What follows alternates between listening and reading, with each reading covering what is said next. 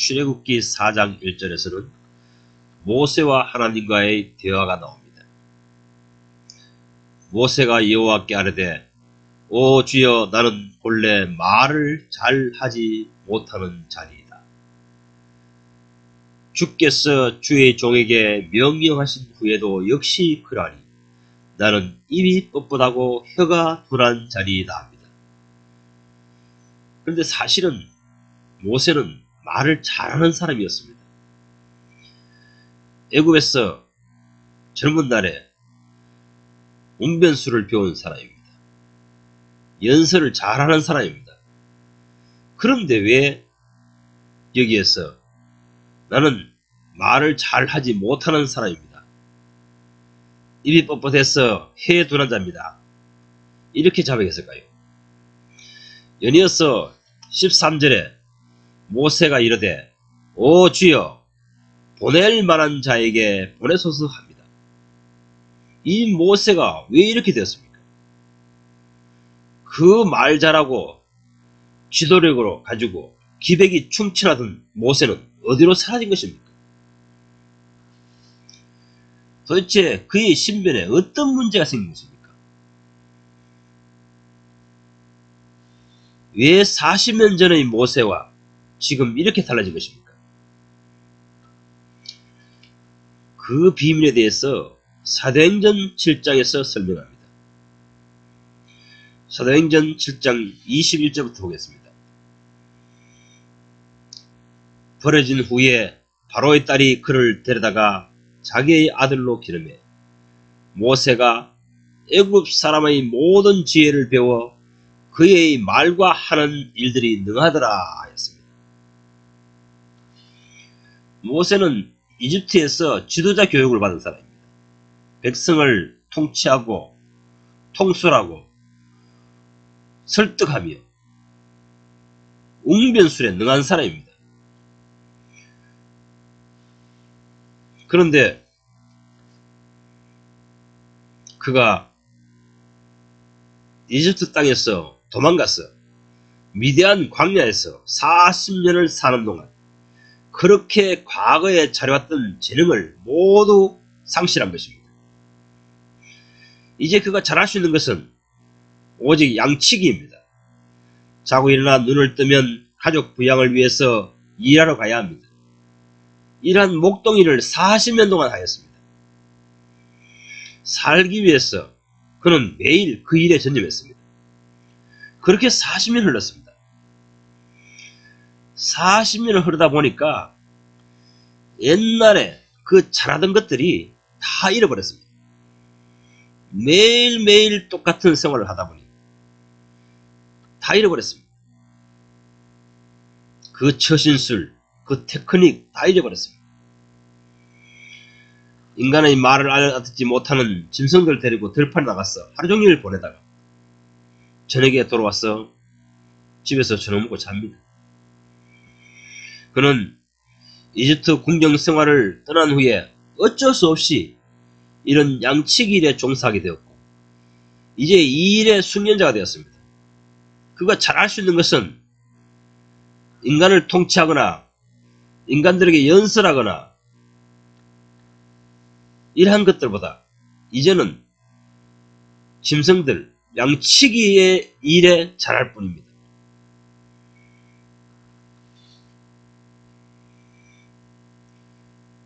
그렇게 지도자로서 숙련된 사람이 이제는 가족 부양을 위하여서 들에 나가 늘 양을 치는 사람으로 살고 있었습니다. 그런데 어느 날 하나님께서 그에게 나타나신 것입니다. 뜰기나무 가운데서 나타나신 것입니다. 나타나셔서 하시는 말씀, 늘 나의 백성의 인솔자로 삼겠다. 가나안에 들어갈까지 나의 백성의 지도자로 삼겠다. 이제 지도력을 발휘하라 하십니다. 그러자 모세의 답변은 뭡니까? 전 할 수 없습니다. 보낼 만한 자를 보내소서. 저는 지난 40년 동안 짐승 키우는 일에만 전념하였기에 그런 업무를 처리하기는 부적격합니다. 연설도 할 줄 모릅니다. 사람들을 설득하는 기술도 다 잊어버렸습니다. 이렇게 자백합니다. 도대체 왜 이렇게 되었습니까? 논리학으로 평론도 잘하고 민중을 논리적으로 합리적으로 설득을 잘하던 40년 전의 모세의 모습은 어디로 사라지고 있습니까? 그 자신감이 넘치던 모세는 어디로 간 것입니까? 다시 사도행전 7장 23절 이하를 읽어보겠습니다. 나이 40이 되매 그 형제 이스라엘 민족을 돌볼 생각을 하였더니 합니다. 모세는 바로의 동생의 아들로 자라면서 거기서 양육을 받으면서 40년을 지냈습니다. 다 성장하고 나니까 그는 자기 정체성을 자각하게 된 것입니다. 스스로 자각하기를 자기를 하나님께서 하나님의 백성의 지도자감으로 기록하셨다. 이렇게 자각하기 시작한 것입니다. 나는 본래부터 애굽 사람이 아니다. 이 세상 사람, 애굽 사람을 위하여 준비된 사람이 아니고 하나님의 백성을 지도하기 위해서, 해방시키기 위해서 하나님께서 지도자로 양성하셨다. 이렇게 자의식하기 시작한 것입니다. 이때가 나이 40대입니다. 그래서 자기는 하나님의 백성을 인도하고 하나님의 백성을 인솔하여 가나안에까지 데려갈 지도자로 위임을 받았다고 자각한 그 사람, 그렇게 자의식을 하게 한 그 사람은 이제 찬스가 왔습니다. 그래서 자기가 그 직무를 실행합니다. 자기 동족 하나님의 백성이 처한 안타까운 상황을 목격하자 곧바로 그 일을 실행해버립니다. 하나님을 위하여, 하나님의 백성을 위하여 그는 그 적을 때려 죽였습니다. 쳐부숴버렸습니다. 자, 이렇게 되면은 그가 하나님을 위하여, 하나님의 백성을 위하여 목숨 바쳐 싸웠는데 하나님께 인정받을 만한 일이 아닙니까? 또 그 당시 하나님의 백성들은 그에게 환호성을 질러 했을 것입니다. 우리를 위해 싸울 지도자가 나타났다. 이렇게 모든 민중이 환영할 줄 알았습니다. 그런데 하나님도 그 백성들도 모세를 버렸습니다. 예기치 않은 반응이 나타난 것입니다. 기대했던 반응과 전혀 다른 반응이 나타났습니다. 오히려 그들은 모세를 비난하기 시작합니다.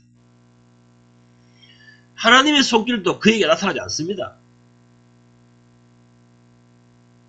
본문 사도행전 7장 25절 이하를 읽어보겠습니다.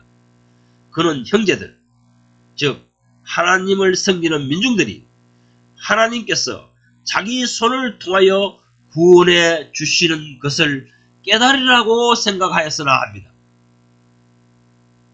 모세는 지금 이렇게 선한 일을 하고 하나님의 백성을 위하여 지금 열심을 다하는 것을 백성이 알아줄 줄 알았습니다. 하나님도 인정해 줄 줄 알았습니다. 그런데 역반응이 나타난 것입니다. 모세의 생각과 영 다른 역반응이 나타난 것입니다. 기대와 다른 현상이 나타난 것입니다. 그들은 말하기를 누가 널 우리의 지도자로 삼았느냐 이렇게 소리칩니다. 모세의 기대와는 딴판의 반응이 나타난 것입니다.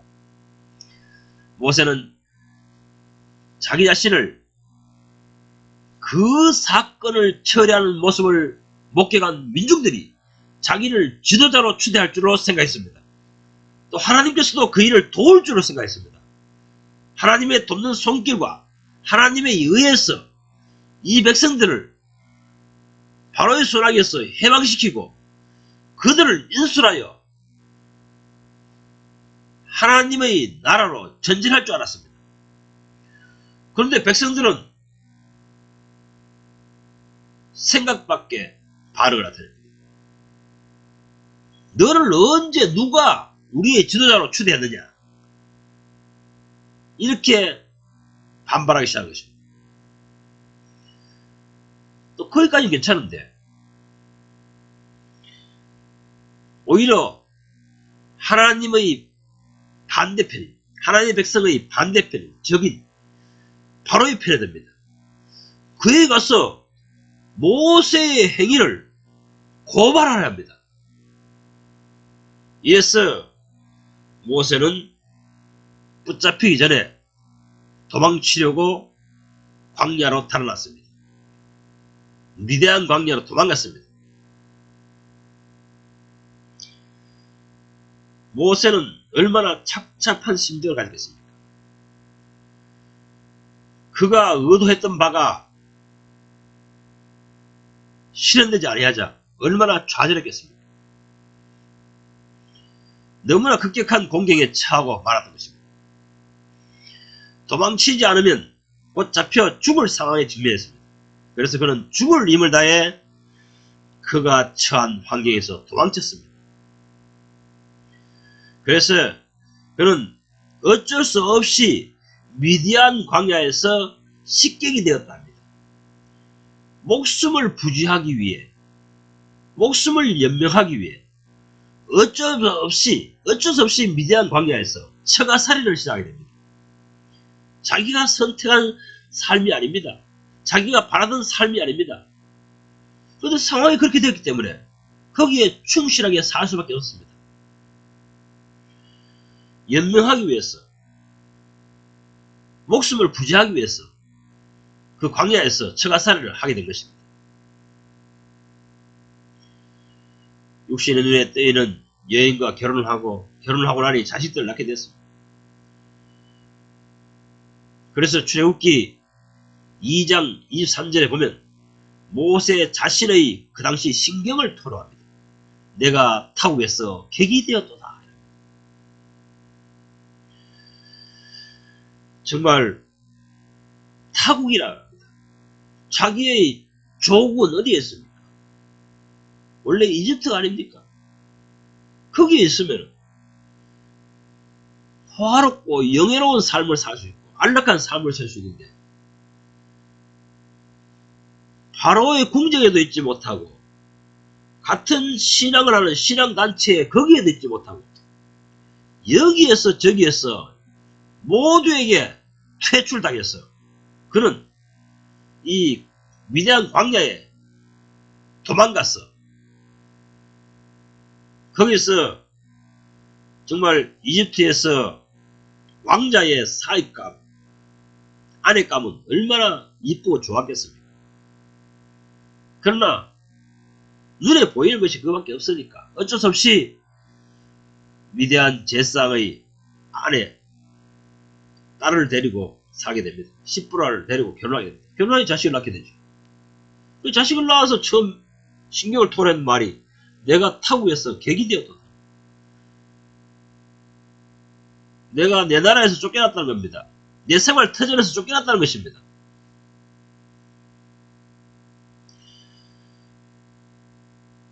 정말 이집트의 고위 관직에 있는 교수들이 다 그와 결혼하고 싶었을 것입니다. 이제 그런 기회를 다 상실해버렸습니다.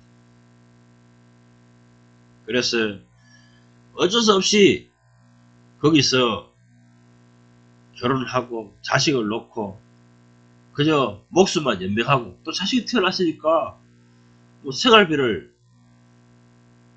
마련해야 되니까 양치기가 되어 있는 것입니다.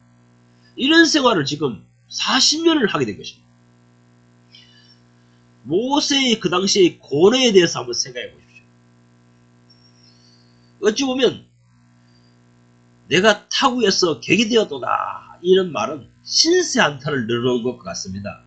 난 내가 젊은 날에 꿈꾸던 그 인생은 다 망가져버렸다. 민중의 지도자로 자랐고 교육받았고 스펙을 쌓았습니다. 하지만 지금 그가 바라는 생이 아닙니다.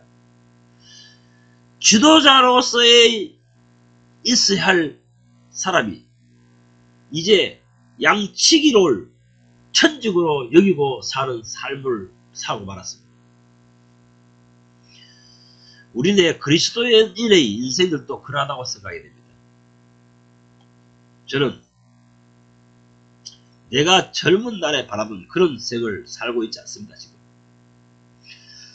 꿈 많은 젊은 시절 그 성공을 향해 밤낮 노력했지만 지금은 내가 바라던 그 모습, 그때 상상하던 그 모습을 취하고 그런 삶에 처해고 있지 않습니다.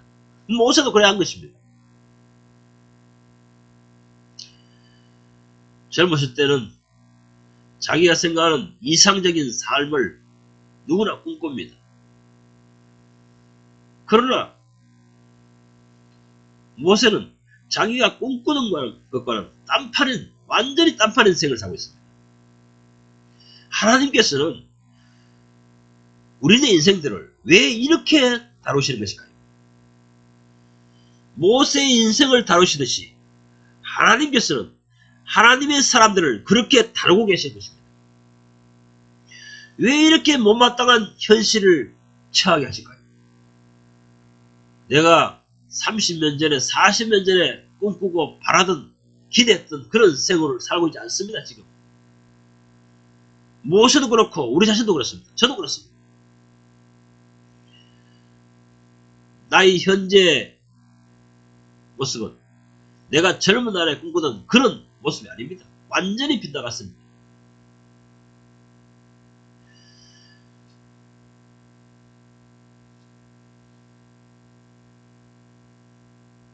왜 이랬습니까? 왜 이렇게 살고 있습니까? 하나님께서는 그리스도인을 다루고 계십니다. 기르고 계십니다. 양육하고 계십니다.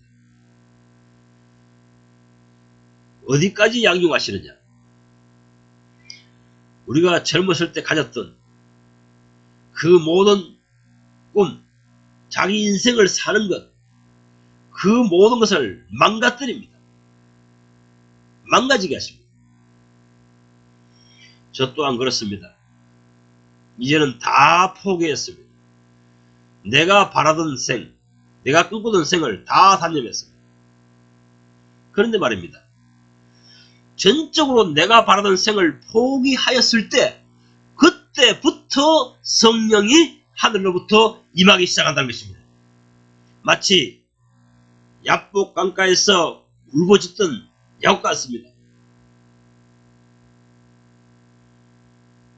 야곱은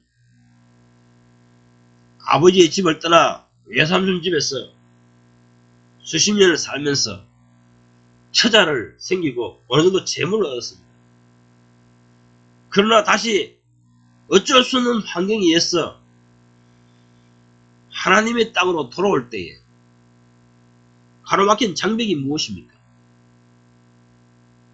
바로 원수 같았던 그 자기 형 에서가 자기를 죽이려고 오고 있다는 것입니다. 그는 두려웠습니다. 그래서 야복 강가에서 하나님께 울부짖었습니다. 살려달라고 울부짖었습니다. 하나님과 실험을 했습니다. 이때에 그가 하나님하고 다툼과 논쟁을 끝낼 때에 하나님이요, 하나님이 정하신 인생을 수용하겠습니다 하고 엎드렸을 때, 무릎을 꿇었을 때, 항복했을 때, 그때 하나님께서는 분리엘의 하나님을 체험하게 하셨습니다. 지금까지 신앙했던 것과는 다른 한 단계 업그레이드된 신앙이 것입니다. 정말 자기가 할 수 있는 일은 아무도 없습니다. 아무것도 없습니다. 전쟁을 치를 수도 없습니다. 내 가족을 보호할 수도 없습니다. 그 능력이 자기에게 없다는 것을 자각하고 말았습니다. 그 어떤 시도조차도 하기엔 자신감을 잃어버렸습니다. 모세는 항복하였습니다. 스스로 자각하기를 나는 할 수 없는 자다고 생각했습니다. 야곱도 나도 야복강가에서 이 전쟁에서 이길 수 없다. 내 가족을 보호할 수 없다. 이 야복강가를 건너서 형 에서를 만나는 순간 나는 아무것도 할 수 없다. 하나님이 도와주시지 않으면 아무것도 할 수 없다. 그러니 하나님 살려주십시오. 이렇게 엎드린 것입니다. 저 또한 그런 경험이 있습니다. 주님께 항복했습니다. 주여, 저의 뜻대로 마시고 주의 뜻대로 하시옵소서. 나를 가져다가 죽이시든지 살리시든지 마음대로 하시옵소서. 살아도 산 것이 아닙니다. 저는 죽은 목숨입니다. 주께서 남은 인생 주께서 원하신 대로 마음대로 이끌어가 주시옵소서. 주께서 마음대로 하시옵소서. 주님께 내 인생을 주님의 손에 얹어버렸습니다. 얹어 놓아버렸습니다. 그런데 말입니다. 그때부터 여명이 발고기를 시작한 것입니다. 성경의 본래의 뜻이 하나 둘 깨달아지기 시작하는 것입니다. 그때는 제 자신의 생에 대한 시리에 빠져서 산 소망이 없었습니다. 더 이상 이 세상에 살고픈 마음도 없었습니다. 왜냐하면 내가 꿈꾸던 것, 내가 생각한 성공, 내 인생 아무것도 움켜쥘 수 없고 획득할 수 없다는 것을 깨달았기 때문에 주여 차라리 저를 데려가시옵소서. 이러한 기도를 드리며 하루종일 이런 생각을 읊으며 이제 생에 대한 애착도 사라져버렸습니다. 사나 죽으나 똑같은 것으로 생각했습니다. 그때에 모세가 분리엘의 하나님을 체험한 것처럼 저도 하나님을 체험했습니다.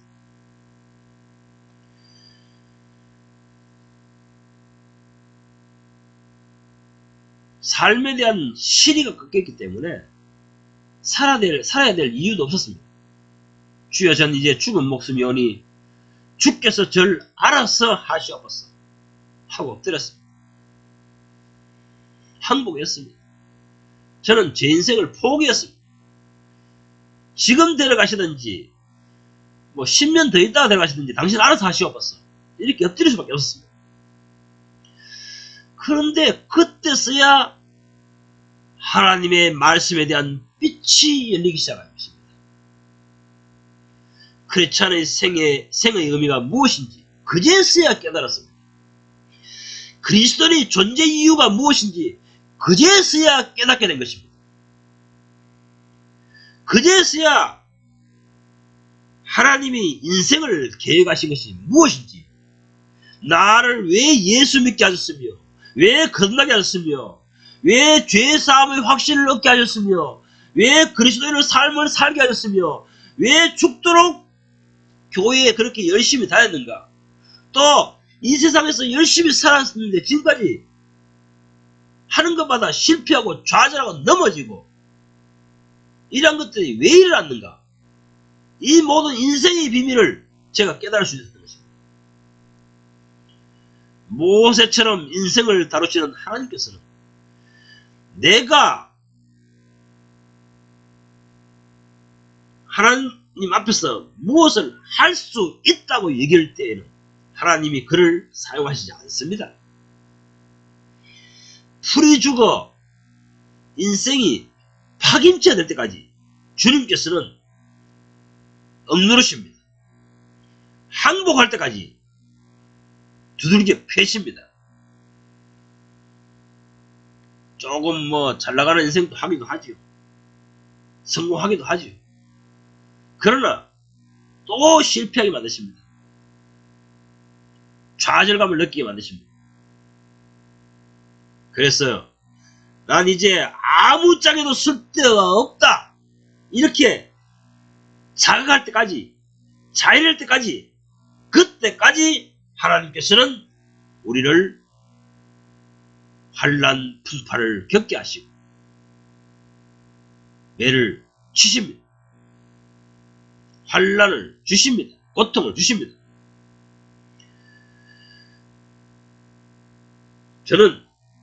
그때 저는 제 인생을 포기했습니다. 내 인생을 포기했습니다. 난 죽은 목숨으로 얘기했습니다. 뭐 사니 뭐하냐. 살아도 끝이 없고 고생밖에 없는 인생 살아서 뭐하냐. 물론 그 사이사이에 한 5년 주간 10년 주간 이런 간격으로 대성공을 하기도 하였습니다. 남들이 다 부러워하는, 모두가 다 부러워하는 좋은 차에 좋은 집에 호의호식을 누리며 사는 기간도 있었습니다. 그러나 그때는 마음에 평안이 없었습니다.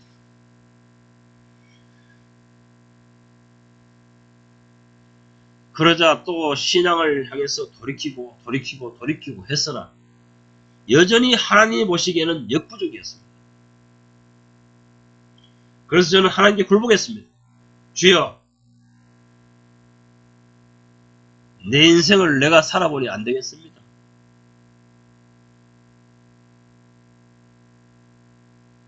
굴복했습니다.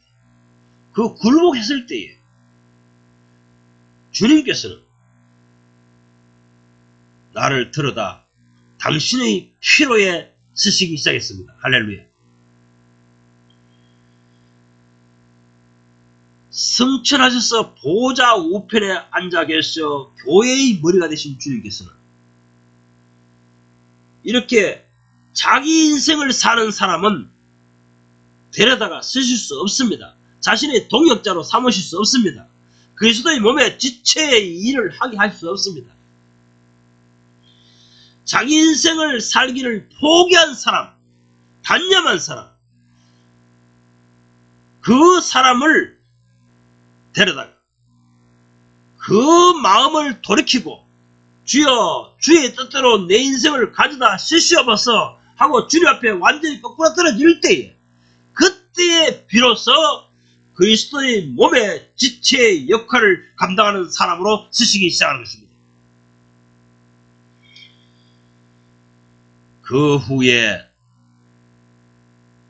정말 주의 얼굴 볼 때에 주님도 행복하고 저도 행복합니다.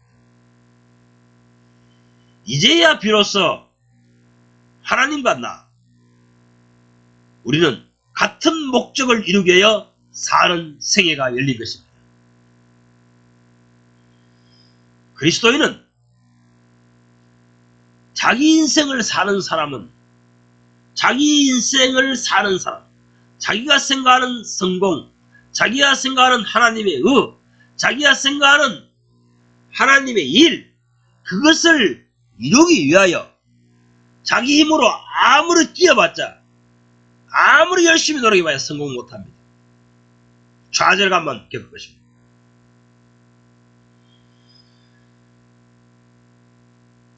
예수께서 그리스도 안으로 부르신 것은 예수께서 하시는 일에 동역자로 삼기 위하여입니다. 그리스도의 몸에 지체의 역할을 감당하라고 예수를 믿게 하시고 그리스도 안으로 불러들이신 것입니다. 그런데 예수를 믿었다고 하나? 가끔은 하나님의 일을 한다고 하지요. 외형적으로는 그렇게 하죠. 그러나 실질적으로 자기 인생을 삽니다. 자기 인생의 성공을 위해서 삽니다. 사랑하는 하나님의 나라를 사모하는 거룩한 사람들이요. 내 인생을 포기해야 됩니다. 그때가 바로 자아가 죽는 날인 것입니다. 내 자신에 대해서 내 자신이 죽음을 선포하는 날인 것입니다. 그때에 날 사랑하시는 주님이 나를 만나러 오십니다. 모세에게 떨기나무 가운데서 모세에게 떨기나무 불꽃 가운데서 주님이 만나러 오셨듯이 우리 모든 그리스도인들은 자기 인생, 자기가 이루고자 하는 성공, 목표를 다 던져버릴 때, 포기하고 단념하고 진심으로 자의식을 느낄 때에, 그때에 주님이 나타나십니다.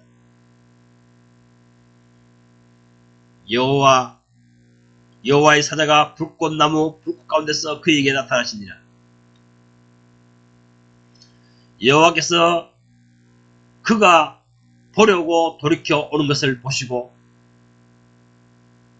여호와께서 그에게 나타나십니다. 여호와께서 그가 여호와 하나님을 보려고 돌이켜 오는 것을 보시고 하셨습니다. 지금도 하늘에서 주님께서는 모든 인생들을 지켜보고 계십니다. 내가 진심으로 잘못된 삶을 살아노라고 회개하고 돌이켜 오는 태도, 모습, 그 시간을 고대하고 있습니다. 그것을 기다리고 계십니다. 지금 우리 인생을 지켜보고 계십니다. 여호와께서 그가 보려고 주님을 보려고 돌이켜 오는 것을 주님께서도 보시고 확인하시고 그때에 주님이 하시는 말씀이 뭡니까? 출애굽기 3장 2절에서 4절 그를 불러 가라사대 모세야 모세야 하시는지라 이렇게 나와 있습니다. 우리는 하나님 앞에서 이러한 태도를 가질 때가 있어야 됩니다. 그때가 바로 내 자아가 죽는 날입니다. 내 인생을 내가 살려고 하던 의지를 포기할 때입니다. 내 인생을 포기할 때 주께서 정하신 내 인생을 수용할 때 받아들일 때 그때서야 비로소 주님은 내